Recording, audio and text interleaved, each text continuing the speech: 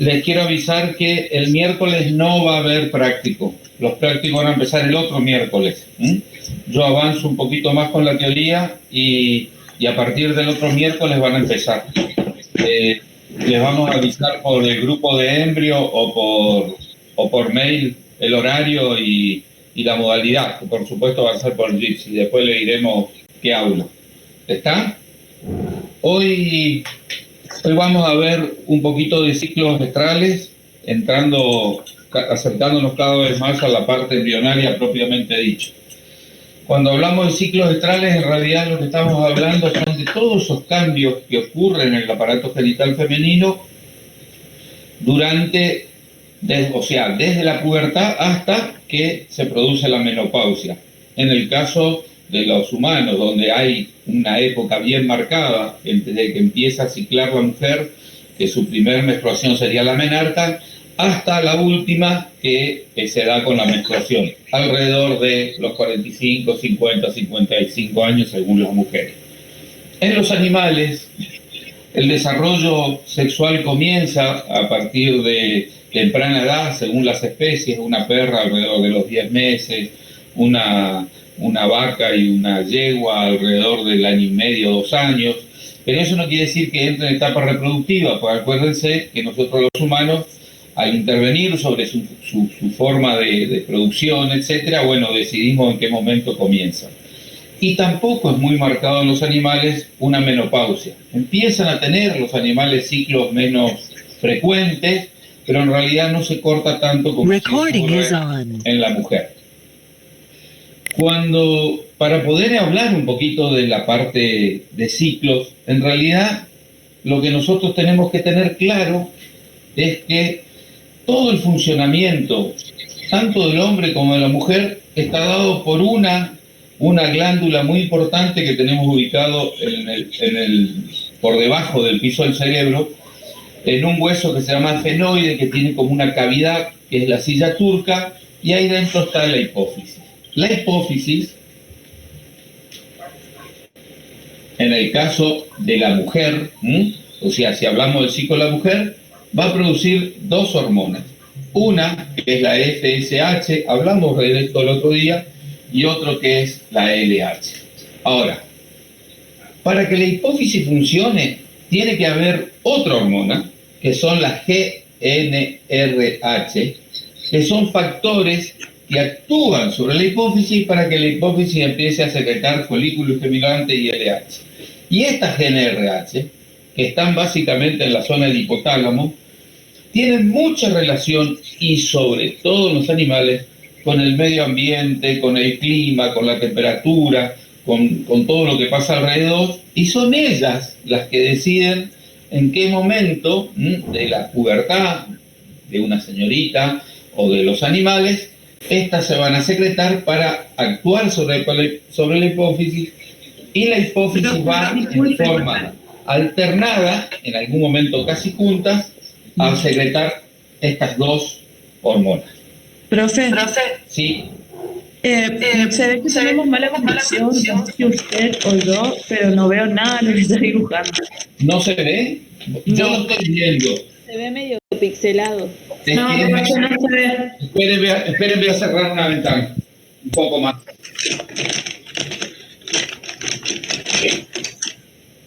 ¿Ahí mejoró algo?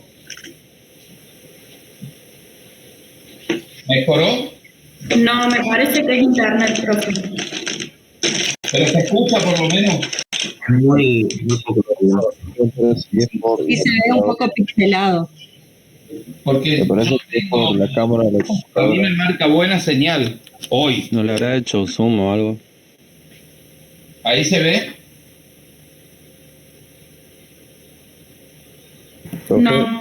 Profe, para mí me parece que es la cámara de la computadora, porque me parece que usted tiene buena señal. Sí, pero se la escucha re bien, o sea, el tema es la Esperen, a ver si no con la cámara de otra vez del teléfono. Esperen un segundito. Sí, con la cámara del teléfono se veía bien las otras clases. Lo que pasa es que cuando pase las diapos, la del teléfono brilla mucho. Bueno, son 2 segundos hasta que veamos si medianamente ven, acá en realidad lo que yo hice es la hipófisis, después les voy a pasar una diapositiva. la FSH y la LH. Lo que a mí me interesa que entiendan o que sepan es que estas hormonas van a trabajar directamente sobre el ovario, ¿eh? No lo hacen sobre otro órgano, sino a lo que nosotros acá nos interesa que trabajan sobre el ovario. Y sobre el ovario, cada una de ellas va a tener una función. La FSH va a actuar sobre esos folículos primarios, chiquititos, que estaban allá desde el momento de la etapa embrionaria, formados, esperando en la corteza del óvulo de la mujer, actúa sobre esos folículos y hace que uno de estos folículos, en realidad por ciclo maduran más de uno, pero tomemos uno como ejemplo, que uno de estos folículos comienza a madurar. Y ese folículo, cuando comienza a madurar, lo que hace es, aumenta su tamaño, empieza a producir líquido dentro del folículo, en una punta, y vamos a ver ahora después una diapositiva, ya que no se ve tan bien acá, se va a formar un cúmulo que está el ovocito, que a su vez está madurando, está creciendo, y está rodeado por un grupo de células que son esas células foliculares. Entre estas células foliculares y el ovocito se va a establecer una nueva membranita, que es la membrana pelúcida, que vamos a hablar mucho más adelante, y en un momento dado ese folículo, que está muy grandote, va a estallar. Ahora, las tecas, que son las membranas que están alrededor, o las dos capas que están alrededor del folículo, producto de la folícula estimulante que está haciendo madurar el folículo, empiezan a secretar una nueva hormona que es el estrógeno. Hablamos del otro día, el ovario tiene la capacidad de producir 2 hormonas. Este estrógeno, o cuando se empieza a producir este estrógeno, decimos que el ovario está en una fase estrogénica o folicular.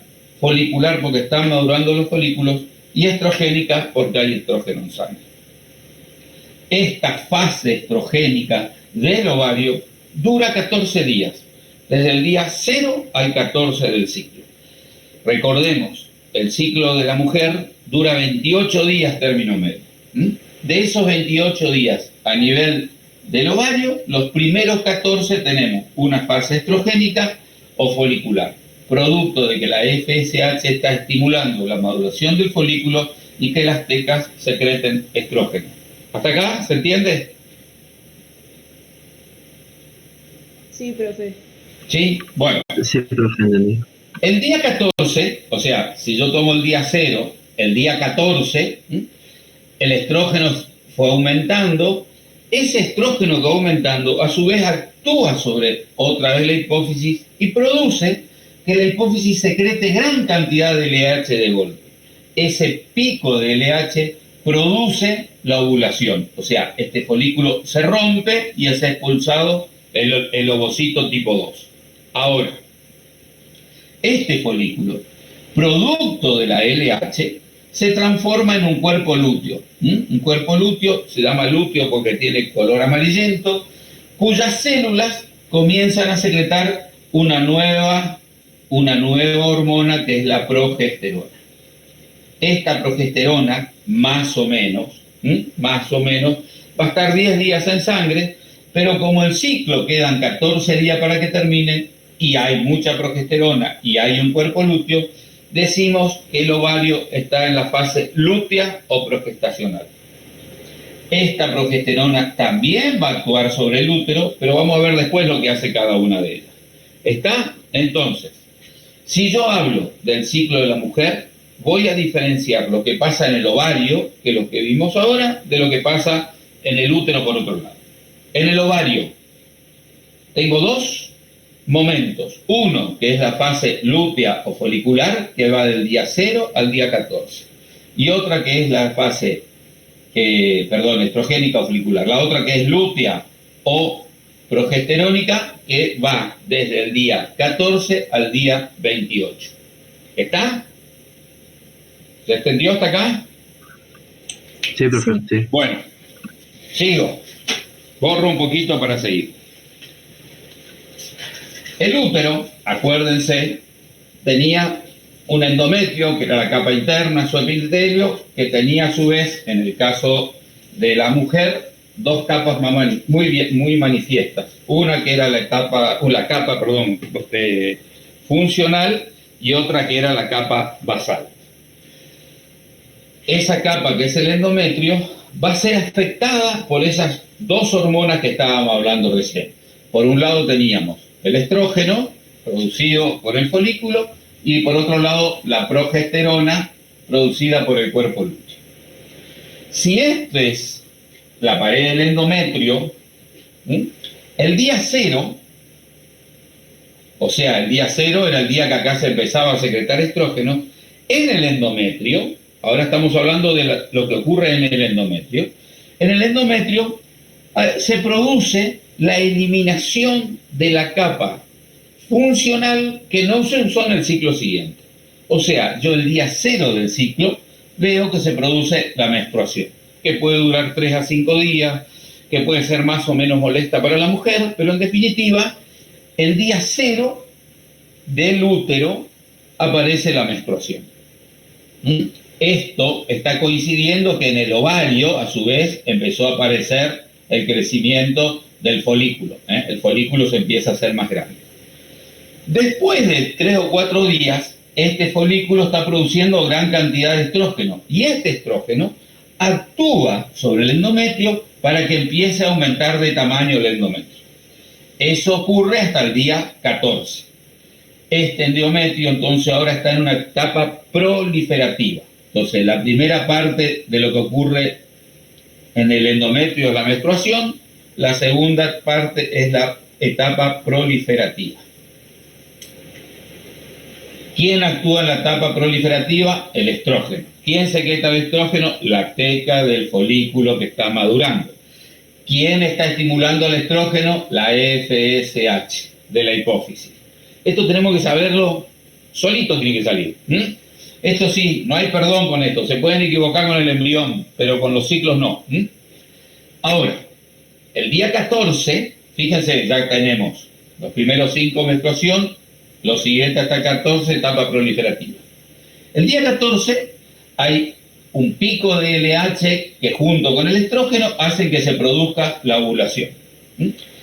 A partir de ese momento, ese folículo que se rompió cicatriza, forma un cuerpo lúteo y empieza a producir la progesterona. Esa progesterona, ¿dónde actúa? Sobre este mismo endometrio que creció. ¿Y qué hace?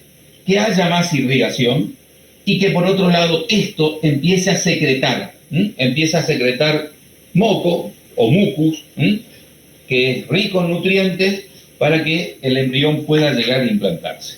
Este cuerpo lúteo dura 10 días. O sea, si yo tomo 14 más 10, llego al día 24, más o menos. El día 24, la LH deja de estar, porque subió tanto la progesterona, esto es retroalimentación negativa, no tengo más LH, al no haber más LH, el cuerpo lúteo se muere. Se muere el cuerpo lúteo. ¿Qué ocurre? Toda la sangre que estaba yendo a irrigar a este endometrio que estaba más gordito, deja de ir. Cuando deja de ir sangre a un órgano, que se produce una isquemia. Isquemia es falta de sangre en un órgano. Por ejemplo, una persona que se infarta, lo que tiene es una isquemia porque algún vasito sanguíneo del corazón se tapó, deja de sangre y se produce el infarto. Muerte celular, si es chiquitito, se recupera. Y si es grande, estamos en el horno. ¿Está? Entonces, el día 24 no hay más cuerpo lúteo. Esta deja de ir sangre y empieza a disminuir, se muere el tejido y el día 28 o 0 se produce la menstruación. Fíjense ustedes, en realidad la menstruación me está contando que el endometrio terminó un ciclo, pero es el único síntoma visible para que yo sepa que está empezando un ciclo ovárico completo. ¿Se entiende? Si yo pregunto cómo se divide el ciclo ovárico, ustedes tienen que decir en una fase estrogénica o folicular y en una fase lútea o progestacional. Primero esta, segundo esta. Esta dura 14, esta dura 14. Entre medio, la ovulación. ¿Cuáles son las fases del ciclo endometrial o uterino? Menstruación, porque es lo primero que vimos, que coincide con el día 0. Proliferativa, está secretándose estrógeno para que estos crezcan. Secretoria, hay progesterona para que esto secrete. Y por último, no hay ninguna hormona más, se muere esto, fase isquémica, y empezamos de vuelta. Menstruación, proliferación. ¿Está claro?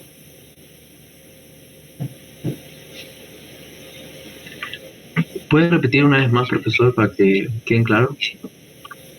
¿Las fases de abajo?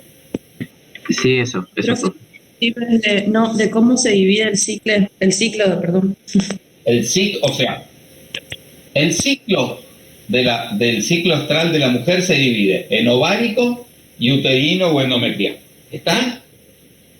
El ciclo ovárico. Ahora vamos a ver otro dibujo. El ciclo ovárico tiene una etapa, el ovárico, una etapa que es folicular o estrogénica y una lútea o progestacional. O sea, en una tenemos estrógeno, que lo produce el folículo, y en otra progesterona, que lo produce el cuerpo lúteo. ¿Esto va a actuar ¿dónde? Sobre el endometrio. El endometrio o el útero tiene 4 etapas. La primera, menstruación; la segunda, proliferativa; la tercera, secretoria; y la última, isquémica. Durante la fase de la menstruación está eliminando todo el tejido que no se utilizó porque no hubo embarazo. Es el tejido que se formó en el ciclo anterior, pero se elimina al comienzo de este ciclo. Luego, ese estrato basal vuelve a crecer producto del estrógeno, etapa proliferativa. Se produce la ovulación, el folículo se transforma en cuerpo lúteo, secreta progesterona, la progesterona actúa sobre el endometrio para que secrete, etapa secretoria. Y por último, dura 10 días el cuerpo lúteo. Se muere el cuerpo lúteo, no hay más progesterona, deja de ir sangre a la capa funcional del útero, se muere, fase isquémica, y empezamos de nuevo con la menstruación. ¿Está ahora? Sí, profe. Gracias. ¿Sí? Ahora. Profe. Sí, te escucho.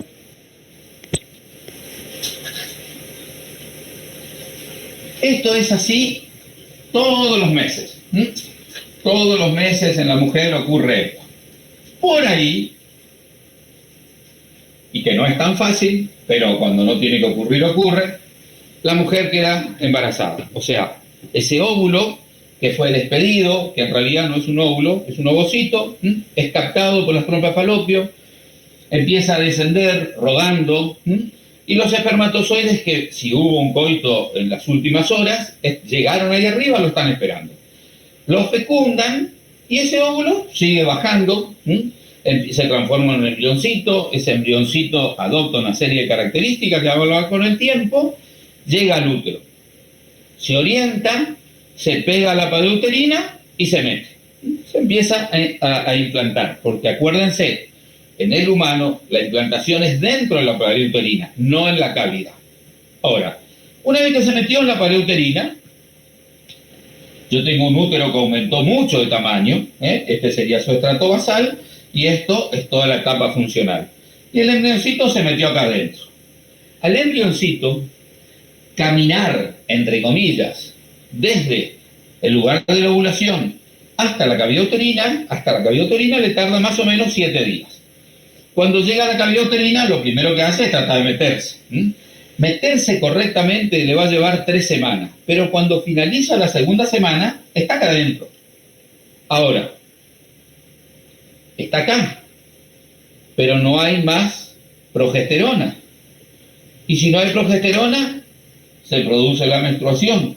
Y si se produce la menstruación, afuera el bebé. ¿Sí o no?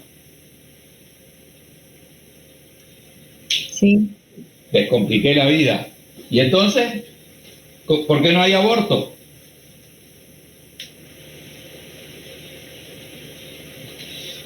¿Quién es la hormona encargada de que se lleve adelante el desarrollo embrionario? La progesterona. ¿Cuántos días produce la progesterona el cuerpo lúteo? 10 días. Y yo tengo un embrión que tiene casi 2 semanas, que está implantado, pero no se produce la menstruación. ¿Qué pasó?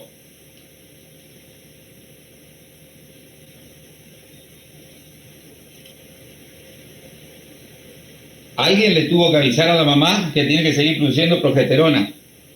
¿Sí o no?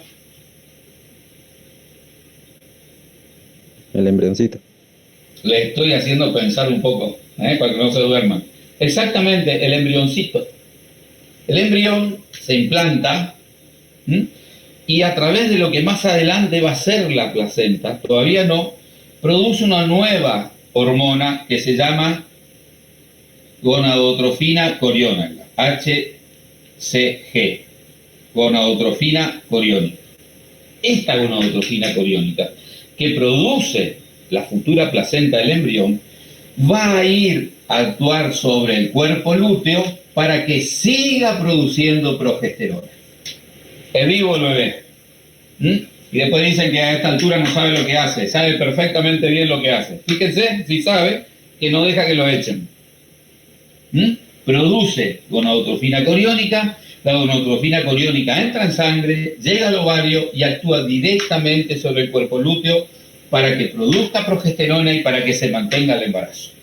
¿Puede fallar? Sí, falla. A veces falla y entonces vuelve a pasar esto y se produce un aborto temprano, que a veces la mujer lo asocia por ahí con una menstruación tardía, en la cual por supuesto no se va a ver nada porque el embrioncito tiene milímetros, entonces se pierde con esa menstruación. ¿Quedó claro? ¿Alguna pregunta?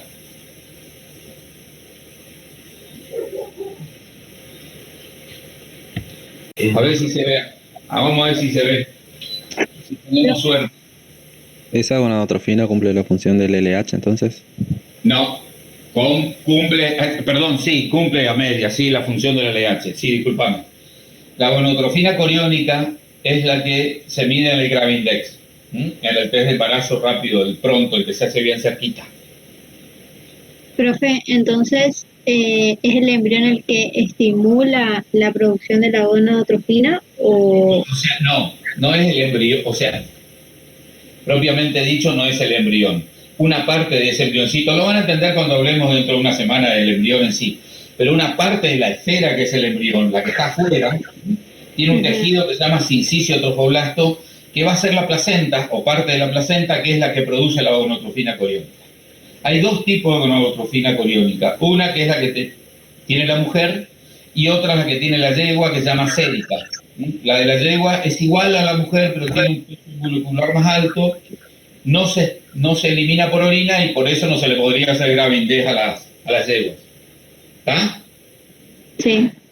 Bueno. Esperen que estoy buscando una cosa.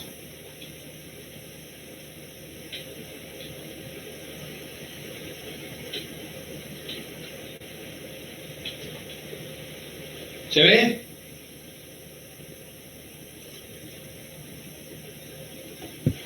No, profesor.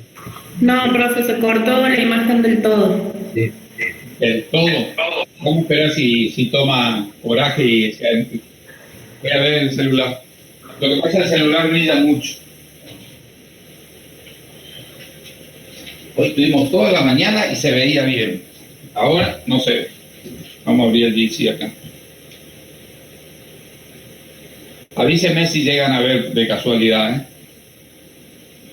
Ahí yo veo, profe. ¿Y ahora? También. No se ve muy bien la imagen, se ve medio borrosa. No se ve nada, profe, se ve todo borroso. ¿Qué lucha que es esto? Las primeras clases son siempre iguales. Desde que voy a ver si puedo abrir el celular, pero brilla demasiado el celular.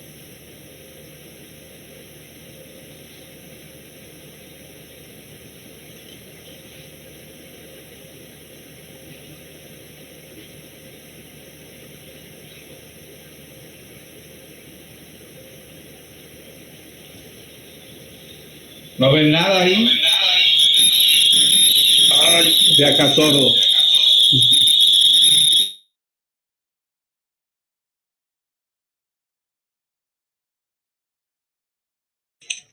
La imagen no se ve muy nítida, pero creo que se diferencia. O sea, si por ahí nos explica, se puede llegar a saber qué es. A ver. ¿Me parece que brilla más ahí. Sí, ahí directamente no se ve, o sea, se ve brilloso. Hoy se veía, pero no se veía tan nítida. Como dijo mi La- compañera, si explican las imágenes se entienden, digamos. Pero ahora bien, voy a salir de acá para no armar lío.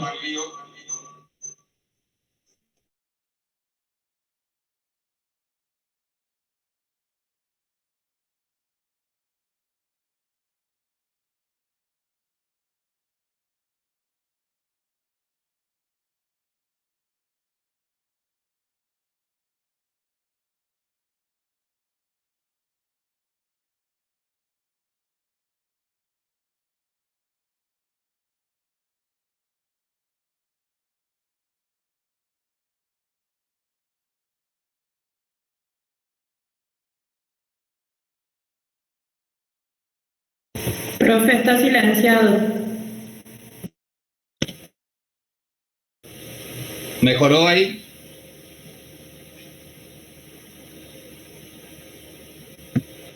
Está ¿Mejoró, igual, chicos? no hay mucho cambio. ¿Me escuchan? Sí, profe, lo escucha, pero de igual manera no ¿No hay se, un buen enfoque no se ve nada? y casi no. Y, profe, ¿usted no puede compartir Lo que las pasa es que no estoy con diapositivas? mi computadora, por eso. Pero yo se los paso, Ah. no hay problema eso. Bueno. Eso no sería drama, pero yo lo que quiero es que a ver si les puedo explicar ahora, nada más. Y sí, algo se ve. Vamos a avanzar un poco. Ahí se ve. Por eso yo digo que más o menos las imágenes se entienden, o sea, lo que ahí parece un ciclo y eso, si Esto usted sería no la hipófisis. ¿Está? La hipófisis secreta, folículo estimulante y LH. Hasta ahí estamos. ¿Mm? Actúa sobre el ovario e indirectamente sobre el endometrio. Sobre el ovario, la FSH, ¿qué hace? Que un folículo primario vaya aumentando de tamaño. ¿Los folículos los ven? Perdón. Sí, se ve. Cuando yo tapo la máquina, ¿ahí mejoró algo o no? El folículo primario está formado por el folículo, o sea, el ovocito, rodeado por una capa de células foliculares. Las células foliculares son hermanitas, nada más que en la mujer, de las células de Sertoli que hablamos en el hombre. Cuando hablemos de embrión van a entender de dónde salen y tienen las dos el mismo origen. Esa producto de la FSH, este folículo primario empieza a aumentar de tamaño, empieza a tener más capas de células foliculares, forma un antro folicular donde hay líquido y forma un acúmulo que es el cúmulus oforus, donde está propiamente dicho el ovocito. Entre el ovocito y las células foliculares se va a secretar una sustancia que es la membrana pelúcida. De hecho, cuando el ovocito es expulsado en la ovulación, está rodeado por la membrana pelúcida y por la corona radiata, que serían el resto de las células foliculares que quedaron pegadas. Ahora, se produce la ovulación porque hay un pico de LH y ese folículo que queda hueco, porque es como que si yo tengo un granito y lo apreté, y queda hueco, porque lo de adentro fue expulsado. Eso que fue expulsado es captado por las trompas de falopio y bueno, es el ovocito que va a bajar. El cuerpo lúteo que queda, por lógica, se produce una pequeña hemorragia. Esa hemorragia rápidamente desaparece porque es un granito chiquitito, por así decirlo, y eso se transforma en un cuerpo lúteo. ¿Por qué? Porque la LH hace que las células de este folículo roto se transformen en células luteínicas que van a secretar progesterona durante 10 días, después se muere. Ahora, el estrógeno actúa sobre el endometrio para que aumente de tamaño y la progesterona actúa sobre el endometrio para que secrete. ¿Qué ocurre abajo en el endometrio? Del día 1 al 5 más o menos se pierde la capa anterior, la función anterior, y se produce la menstruación. Luego, hasta el día 14 tenemos el crecimiento, fase proliferativa, producto de que actúa el estrógeno sobre el endometrio. Después de la ovulación, la progesterona hace que esta capa que creció empiece a secretar. Y a los 10 días, cuando se muere, se produce la fase isquémica sobre el final del ciclo, lo que hace que otra vez se pierda y comience la menstruación. ¿Se entiende?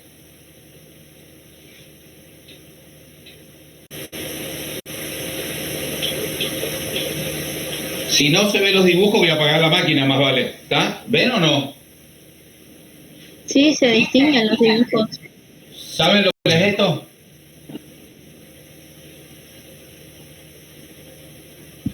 El aparato genital femenino, ¿está? Pero salgo un segundito de acá. Son los mismos gráficos que el HIP, profe. Esta es que les estoy poniendo el del HIP para que los vean, nada más. Ah, bien. Porque yo me entiendo con mis dibujos, pero no sé si ustedes entienden. Bueno, salgamos de acá y vamos. ¿Sí? Dibujo usted, profe. No, ya sé. Yo dibujo. Yo me divierto con mis dibujos, no sé ustedes. Bueno, vamos a seguir. Prendo la luz.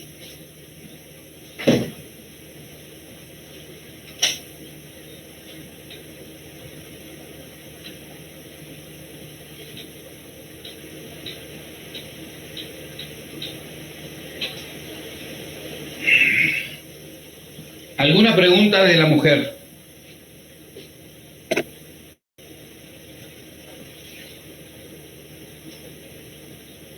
¿Quedó claro? No, profe. ¿Está bien? No es tan difícil. Yo lo que les quiero decir es que esto hay que saberlo bien, no solamente por embriología, hay que saberlo por uno, ¿eh? Muchas personas, muchas de ustedes, y no es por decir que son brutas, ni mucho menos, o muchos de ustedes, porque acá todos somos exactamente iguales, desconocen el ciclo. Y al desconocer el ciclo pueden pasar cosas que por ahí no tenemos ganas, o no nos van a pasar cosas que sí queremos que nos pase. ¿Estamos? Entonces, el ciclo es una cuestión que tenemos que saberlo, no importa que seamos futuros licenciados en genética o no, lo tenemos que conocer al ciclo. El óvulo dura 24 horas, o sea que desde el momento de la ovulación dura un día, con suerte. Los espermatozoides sí duran más, pueden durar entre 48 y 72 horas, sobre todo en individuos más jóvenes, donde los espermatozoides son o deberían ser mucho más vitales, y por además hay mucha cantidad de espermatozoides. Entonces, las fechas clave de todo este ciclo están entre 2 o 3 días antes del día de la ovulación y 2 o 3 días después del día de la ovulación. ¿Por qué?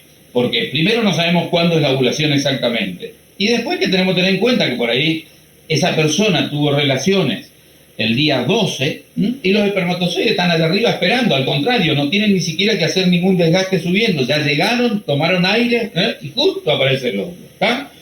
Por otra parte, como duran más tiempo, pueden estar subiendo y encontrarse con el óvulo en el último momento y fecundarlo. Por eso, que si bien es un buen método anticonceptivo el de las fechas, tiene que darse con una persona que es muy regular, una mujer que es regular, que su ciclo dura exactamente 28 días siempre, y es muy fácil calcular la fecha. Y si uno dice, bueno, a partir de la menstruación hasta el día 9, estamos hablando de no usar ni otro tipo de sistema anticonceptivo, ¿no es cierto? El ciclo natural. Entonces digo, yo del día 0 al 9, obviando, por ejemplo, la menstruación, no tengo mayores dramas, y después dejo pasar unos 4 o 5 días de la ovulación, o sea que me tengo que ir al día 20, un poquito antes, 18, 19, y en teoría no va a haber fecundación. Digo en teoría. Ahora, ustedes vieron muchas chicas quedan embarazadas y ni siquiera tuvieron una menstruación. Y esto, antes, cuando yo era más chico, era menos común. Ahora es más común, porque antes la iniciación sexual de los adolescentes en general era más tarde. ¿Y por qué pasa esto? Porque es posible que una chica esté teniendo relaciones sin saber mucho de su ciclo, sin cuidarse, sin tomar nada, y justo empieza a ciclar. Y tiene, entre comillas, la mala suerte que en ese primer ciclo, que no hubo menstruación antes avisando, porque no hubo menstruación, porque es su primer ciclo, justo queda embarazada. Entonces, ahí sí es posible de que haya un embarazo, por supuesto que va a ser una chica muy jovencita, 13, 14 años, depende de la edad que tuvo su primera menstruación, o que debería haber tenido, que ni siquiera tiene menstruación porque tuvo la suerte, entre comillas, de quedar embarazada en el primer ciclo. ¿Se entiende? ¿Sí? ¿Sigo? ¿Me están escuchando por lo menos o estoy hablando solo? ¿Se entiende? Sí, profe. Ah, bueno, me quedo Sí, tranquilo. profe. Bueno, está eso. Vamos a comparar con los animales. Dejemos de lado los primates. Vamos a las razas que estudiamos el otro día, que son las que nos interesan. Los animales tienen un inicio de su actividad sexual, como nosotros, relativamente jóvenes. Si es una perra alrededor de los 10 meses, las gatas alrededor de los 7, 8 meses, hablamos ya de las vacas, las yeguas, las cerdas. Ahora, el mecanismo es muy parecido. Aparece la GNRH actúa sobre el ovario y el ovario sobre la hipófisis, y la hipófisis empieza a secretar alternativamente las hormonas para que se produzcan los ciclos. ¿En qué varía respecto a nosotros? Es que los animales sí influyen mucho el medio ambiente. Los animales se estresan, lo primero que cortan es la reproducción. Nosotros medio que hacemos al revés. Fíjense, a veces las familias con más problemas y más necesitadas tienen más tasa de fecundidad que otras. Entonces, sería al revés lo que hacen los animales. Los animales, ante una situación de falta de comida y todo, lo primero que hacen es eliminar la reproducción, o no quedan preñados, porque es una cuestión de subsistencia. Las ratas sería una cosa aparte. ¿Está? Entonces, se da el tiempo apropiado, generalmente en primavera. ¿Por qué? Porque hay rebrote de los pastos, hay mucho más disponibilidad de pastos, y si el animal es un carnívoro, es lo mismo, porque si hay más pasto, hay más animalitos que comen pasto, hay más disponibilidad para comer a la carne. Entonces, todo tiene que ver con lo que ocurre en el ambiente. Casi todas las especies ciclan mucho a partir de la primavera. Ahora, no todas ciclan todo el año. Algunas especies ciclan todo el año. Entonces, esas que ciclan todo el año serían, por ejemplo, la yegua, la vaca, la oveja, la cerda. Esas son poliéstricas. Todo el tiempo están ciclando. Hay otras especies que ciclan 2 veces al año, biéstricas, con B larga, bi de 2. Por ejemplo, la perra sería un ejemplo de una biéstrica, cicla 2 veces al año. Las gatas también son biéstricas, pero las gatas tienen una trampita, porque como tienen ovulación inducida por el coito, si no tienen coito, se quedan quietas 1 o 2 días y a los 2 o 3 días vuelven a ciclar. Eso saben bien lo que tienen gatas, porque después de 4 semanas de estar así las quieren matar. Por otro lado, hay algunas especies que solo ciclan 1 vez por año, y en ese gran grupo, que son las monoéstricas, estaríamos metiendo a casi todas las especies salvajes. Todas tienen una vez al año una época o un ciclo reproductivo que se da generalmente con las épocas de mayor disponibilidad de comida, cosa que cuando nazcan sus crías haya mucha comida y bueno, las puedan llevar hacia adelante perfectamente bien. Hay otras especies, las osas, por ejemplo, que ciclan en un ciclo, o sea, tienen su ciclo en un buen verano, quedan preñadas, empieza el invierno, se van a dormir, se van a invernar, las crías nacen durante la invernación, se amamantan durante la invernación, esa osa comió un montón, está gordita, y cuando empieza la primavera sale ella flaca, con sus pichones gorditos, a hacer la vida normal. Pero en definitiva fue monoéstrica. ¿Alguna pregunta? Cuando yo hablé de la mujer, entonces dije que la mujer tenía un ciclo de 28 días, que lo dividíamos en ciclo ovárico y ciclo uterino o endometrial. Ahora, hablo de los animales. Es muy difícil establecer en los animales esto, porque por lo pronto no hay menstruación, y si no hay menstruación no puedo saber cuál es el día cero. Fíjense, el ciclo ovárico tenía 2 etapas, una fase estrogénica y una fase progestacional. Y el ciclo uterino tenía 4 etapas en la mujer: menstruación, proliferación, secreción y quimia.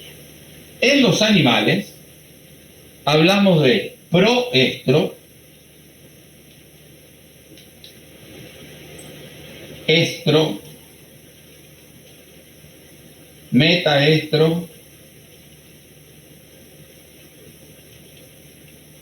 y diestro.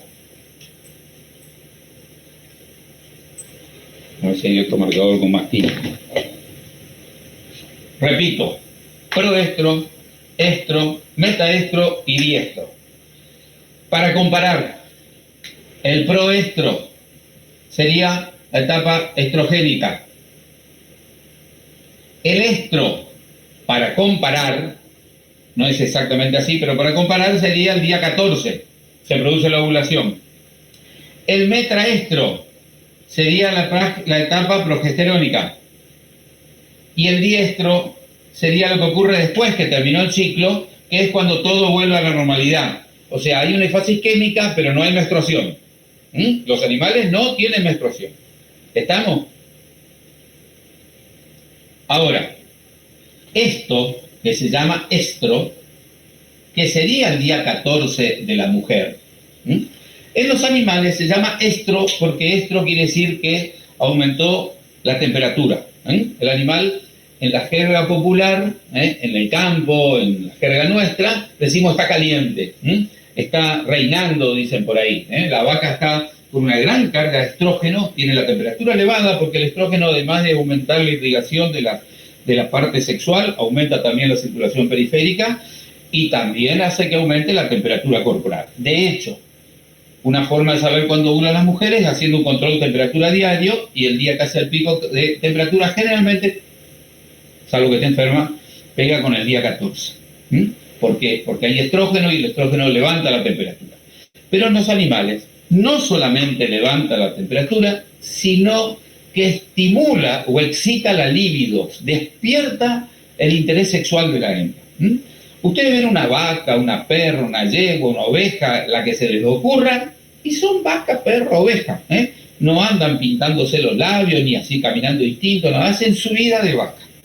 Pasa el toro al lado, no le dan ni 5 bolillas. Las perras lo mismo, pasa el perro, ni lo miran, por ahí hasta lo atacan, lo ladran. Pero ojo, el día que hay estrógeno, despierta el instinto sexual, buscan ellas al macho.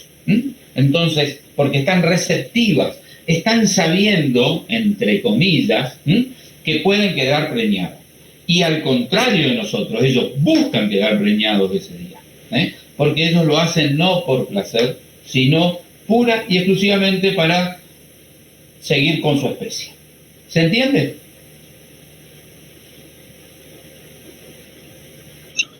¿Sí? Bueno, entonces cuando nosotros decimos la vaca está caliente, está reinando, estamos hablando bien, está correcto, porque tiene estrógeno. Entonces, esto es lo único que yo voy a ver. Si yo tengo una perra, digo perra porque todos tendrán una perra, o tengo una gata, durante todos los días del año la perra y la gata son exactamente iguales. Ellos llegan a hacer fiestas, saltan, traen un juguete, vienen, roban comida, hacen todo, muerden a uno, ¿no? Todo bien. Pero hay 2 veces al año que yo las veo distintas. La perra tiene una pérdida sanguinolenta, entonces todos la echan de la casa, no lo dejan subir más a la cama, la perra no entiende absolutamente nada de lo que está pasando. Y la gata, uno la acaricia y ronronea, se pone pata para arriba, se pasa, se franelea, se acaricia contra las piernas, la mano y todo. Eso está en celo. Y es lo único que a mí me está indicando que está ciclando. Ahora, está en celo. Para mí, es mi punto de inicio para saber cuándo va a tener el próximo celo. Pero que les quede claro que el ciclo empezó mucho antes. Empezó cuando empezó a secretar estrógeno. ¿Se entiende? El único punto que a mí me permite saber que un animal está en celo, el que está ciclando, es esto, el estro. Pero tengo que tener claro que cuando yo detecté esto, el ciclo ya empezó antes, en el proestro. ¿Está? Sí, sí. Bueno. La yegua, la vaca y la cerda tienen ciclos de 21 días. O sea que cada 21 días entran en celo. La oveja tiene ciclos de 17 días.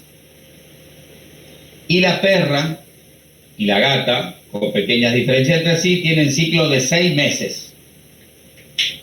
O sea, estas 4 entran en ciclo todos los meses y estas son las 2 veces al año. ¿Está? Ahora, si yo tuviese que hacer fecundación asistida en una mujer, lo que tengo que hacer es, a partir de, simplificando, no es tan fácil, pero simplificando, yo digo, hoy empezó a menstruar, el día 14 va a estar ovulando, el día 14, por ejemplo, la insemino. Coloco semen y estoy seguro, o debería estar seguro, de que se va a embarazar. Con los animales, yo no puedo hacer eso, porque en realidad yo lo que estoy viendo es el estro. Entonces yo tengo que conocer muy bien cuánto dura el ciclo y en el estro saber perfectamente bien cuándo ovulan. Si a mí me llaman a un campo y me dicen, venga doctor a inseminar mis vacas, yo no puedo entrar alegremente al campo, agarrar la vaca que se me antoje y inseminarla. Yo tengo que detectar la vaca que está en celo y depende en qué momento vi que está en celo, voy así cuando la insemino, para estar seguro que el óvulo se encuentre con el espermatozoide. Las yeguas, que tienen un celo de 3 días, la yegua tiene un celo de 3 a 5, digamos 3 días, ovulan en el último tercio. O sea, el primer día no ovula, el segundo, el tercer y el cuarto recién ovula. Y normalmente ovula 1 o 2 folículos. Yo les dije, es muy raro ver una yegua con mellizo. La cerda es re parecida a la yegua. Tiene un celo de 3 días y también ovula para el último tercio. O sea, el primer día no, el segundo y tercer día empieza a ovular. La diferencia es que la cerda tiene un montón de ovulaciones, porque van ovulando los 2 ovarios, más o menos cada 2 o 3 horas, y hay muchos óvulos disponibles. La vaca tiene un celo de 24 horas, en realidad dura menos, pero para acordarse ustedes, tiene un celo de un día nomás de celo. Y ovula 10 horas después de finalizado el celo. ¿Cuándo la insemino? Sí, yo la veo. Y no escuché cuánto dura el celo de la vaca, disculpe. Un día, 24 horas. Ok. Y ovula 10 horas después de finalizado. Ahora, yo voy al campo, me encuentro con una vaca. Veo que está en celo, ya vamos a hablar después de cómo sé que está en celo. Veo que la vaca está en celo y digo, la voy a inseminar ahora. No, si la insemino ahora, a lo mejor recién empezó. O a lo mejor está terminando. Entonces, si está terminando, por ahí tengo suerte. Pero si recién empezó, no voy a tener suerte. Entonces tengo que buscar una forma que hay, que se las voy a enseñar cuando hablemos de transferencia embrionaria, fecundación in vitro, de estar seguro. Yo detecté el celo de una vaca a la mañana y bueno, la insemino a la tarde. Porque ahí, teniendo en cuenta que ya pasaron 12 horas, si está ovulando o si va a ovular, los espermatozoides que le coloque van a estar vivitos cuando ovule la vaca a las 10 horas. O si recién ovuló, todavía está vivo. La oveja ovula al final de su celo y la perra y la gata son 2 cosas distintas. La gata solo ovula si tiene coito, fecundación inducida por el coito. La perra ovula los últimos días de su celo. Ahora, el síntoma evidente de una perra en celo es que tiene una pérdida sanguinolenta. Esa pérdida sanguinolenta en realidad corresponde al proestro. Entonces, el ciclo que yo veo de la perra son 14 días. Los primeros días está en proestro, no va a quedar preñada. Los segundos 7 días sí está en celo y ahí acepta al macho. De hecho, la perra los primeros días no le da ni 5 bolidas a los machos y de golpe que uno dice, esta no le va a dar bolida a los machos, se escapa y va a quedar preñada con el perro feo de la esquina. ¿Estamos?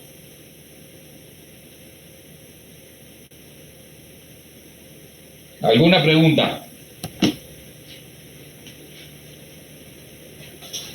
Profe, la pérdida sanguinolenta de la perra sería el proestro, ¿no? Claro, al principio. Después pierde después también, pero ya no es tan sanguinolenta. Pero vos cuando la perra empieza a perder, tenés que cuidarla. Los primeros días 7 no se deja montar, los segundos 7 sí. Como es biología, nunca sabe cuándo va a cambiar. Sí. Bueno. Un ratito más. ¿Aguantan todavía un ratito más? ¿Me tienen paciencia? Sí, profe. Bueno, ya que hablamos de ciclos y ya que hablamos de los animales, de hecho lo van a ver de vuelta y yo les voy a subir después bibliografía de esto. Cuando llegue el práctico lo van a tener y lo vamos a hablar de nuevo cuando hablemos de inseminación. Es importante conocer los síntomas de los animales en celo para poder decir, bueno, están en celo. En principio, todos los animales en celo tienen la temperatura aumentada, medio a 1 grado. Eso es algo común para todos. También todos los animales que están en celo, todas las hembras en celo, tienen hiperémicos, o sea, más irrigación en sus órganos sexuales. Eso significa que yo voy a ver los órganos sexuales más hinchados, turgentes. Por ahí ustedes habrán visto una perra en celo que normalmente no se le nota la vulva, la tiene bien grandota, inflamada. Y más roja, lógico, hay más sangre. Otro síntoma que es común para todas las especies es que puede ser que en la vulva, si yo separo un poco los labios vulvares, veo o chorrea directamente un líquido filante, mucoso, que en el caso de la perra es más sanguinolento, que eso quiere decir que hay estrógenos, las glándulas están activas, todo el sistema uterino está secretando mucho y entonces puede aparecer ese moco filante. También ocurre en las mujeres que conocen muy bien su cuerpo y el día 14 tienen un poquito más de flujo que los días normales. Y la temperatura ambientada. Hay mujeres que también incluso hasta dicen que sienten el momento de la ovulación. Bueno, eso queda ahí. Pero es posible porque es como reventar un granito y hace un chasquido. Puede ser que haya una persona muy sensible y se dé cuenta. Respecto a otros síntomas que medio son comunes, todas las hembras en celo están como más nerviosas, están mirando, es como, qué sé yo, que si una chica se pintó y salió a caminar por la calle más pispireta, bueno, es lo mismo, las perras, las vacas caminan más recto, están mirando todo, están muy atentas, los ojos bien abiertos, atentos a todos los ruidos, y están buscando al macho, o sea, lo buscan al macho. Y sobre todo en las vacas y las yeguas están en celo, se acercan entre sí, se friegan, se muerden, se mordisquean, porque, bueno, tienen el estrógeno alto. Los toros o los potros se dan cuenta muy rápido, se acercan, las olfatean, le huelen los genitales, le lamen, si orina, lamen los genitales, eso los estimula más, se llama flushing. Bueno, todos son síntomas, digamos, comunes a todas las especies. Hay algunas que tienen cosas más características. La yegua en celo está muy nerviosa, anda, busca al macho, qué sé yo. Al principio es media complicada, el macho la quiere saltar y le pega una buena patada, después 4 o 5 veces por ahí acepta, no cambia mucho de otras cosas, pero bueno, es así el comportamiento de la yegua y el padrillo. Las vacas no, las vacas generalmente están en grupos de vacas, y los toros se los larga cuando hace falta, o si no, bueno, vamos a los veterinarios para ver si están en celo para poder hacer inseminación artificial. Entonces, una de las cosas que uno ve es que la vaca en celo tiene la grupa toda media pelada, porque la estuvieron saltando otras vacas, están todas babeadas, producto de eso, porque se saltan entre sí. Y eso de se saltan entre sí es lo que a nosotros nos permite saber si están bien en celo o no. Si yo tengo una vaca, está la colita, vamos a hacer la vaca, sus orejitas acá, y sus tetitas. ¿Está? ¿Se ve la vaca? Si esta vaca yo veo que tiene marcada la grupa o babeada, es posible que esté en celo. Si además veo que por la vulva está perdiendo un líquido filante, es posible que esté en celo. Pero puede ser que yo esté así mirando y vea otra vaca que está arriba de esta vaca. O sea, tengo una vaca y otra vaca que la está saltando. Y aclaro que no son lesbianas ni nada, es un comportamiento normal de las vacas. ¿Cuál de estas vacas está en celo?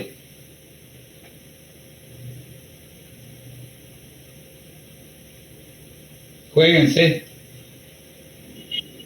A la que le saltan. O sea, no la que saltan, sino a esa. Sí, esta vaca está en celo. La vaca que se deja saltar está en celo. Y esta vaca va a estar en celo mañana. O sea, yo a esta, como tiene un numerito o algo en la oreja, la saco para inseminar, por ejemplo. Y a esta la dejo a la espera, porque sé que mañana va a estar ella abajo y otra arriba. ¿Está? Entonces, esto va en celo, esta va a entrar en celo. Puede ser que tenga otra vaca con otra vaca que la está montando por la cabeza. Y ahí sonamos. Vaca que se deja montar y vaca que monta por la cabeza, no por la cola. Esta vaca que se deja montar está en celo. Y esta que monta por la cabeza también está en celo. Vaca que monta a otra vaca por la cabeza está en celo. Y no le erran, ¿eh? ¿Está? ¿Se entendió? Sí, profe. Sí. Bueno. Sí, profe. Las ovejas en celo, solo se entera el carnero que lo ve en celo. No hay bicho más inexpresivo que la oveja. Hasta cuando la matan es inexpresiva, pobrecita. Las degüellan sin hacerle preanestesia, nada. A las vacas se sigue todo un protocolo. No tiene muchas, por eso necesitamos de macho para que nos marquen las vacas que están en celo, las ovejas que están en celo, ya vamos a hablar más adelante de eso. La oveja en celo se entera todo el barrio. La oveja cuando está en celo, la cerda cuando está en celo, grita, lo ve pasar al macho y hace un escándalo bárbaro, como llamándolo que venga. Si ustedes la quieren mover, le pasan la mano por el lomo, se queda dura. Uno se puede sentar arriba y saltar, tiene un reflejo a la monta y se queda dura, petrificada para que el macho la salte, no se mueve, y bueno, grita, hace un escándalo bárbaro. Y las perras en celo, bueno, ya sabemos, tienen la perra sanguinolenta y andan escaldadas, como dice la gente, o sea, andan más nerviosas buscando al macho. ¿Alguna preguntita?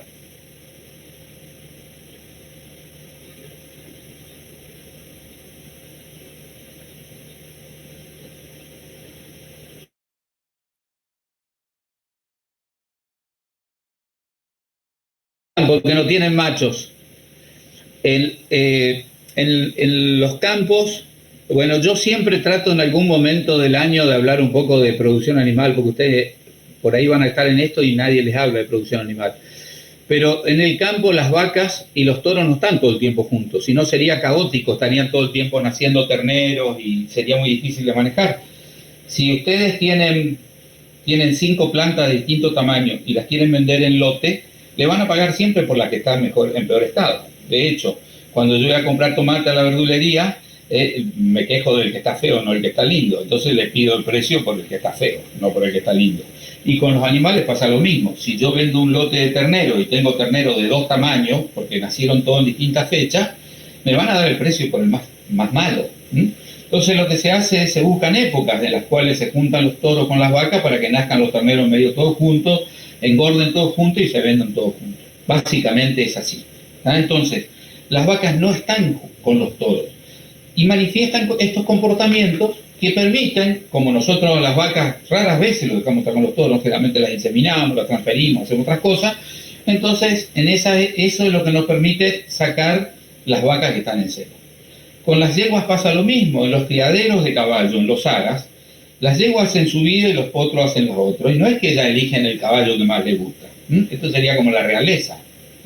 Yo tengo una buena yegua y voy a buscar el mejor caballo para que la sirva a esa yegua. Y si no lo tengo al mejor caballo, y voy a comprar el semen del mejor caballo para inseminar. Lo mismo pasa con las vacas.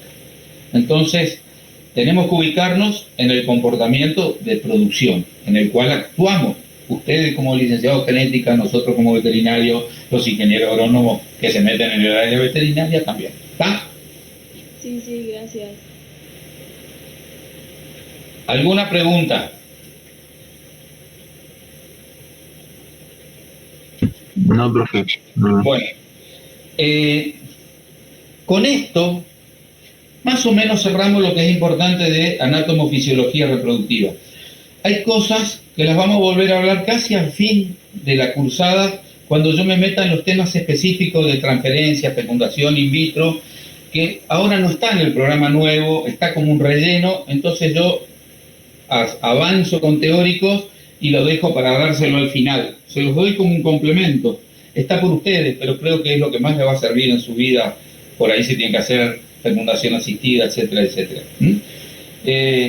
Con esto cerramos, ustedes lo van a volver a ver. Nos está quedando hablar de gametogénesis. Yo no voy a hablar de gametogénesis porque hablar de meiosis y mitosis, ustedes la recontra saben, la vamos a recordar, pero en realidad no, esto es en biología. Sí tenemos que saber de dónde salieron las espermatogonias, las ogogonias y qué fin llevaron cada una de ellas, pero específicamente ustedes lo han visto mucho más de lo que lo puedo dar yo en las otras materias.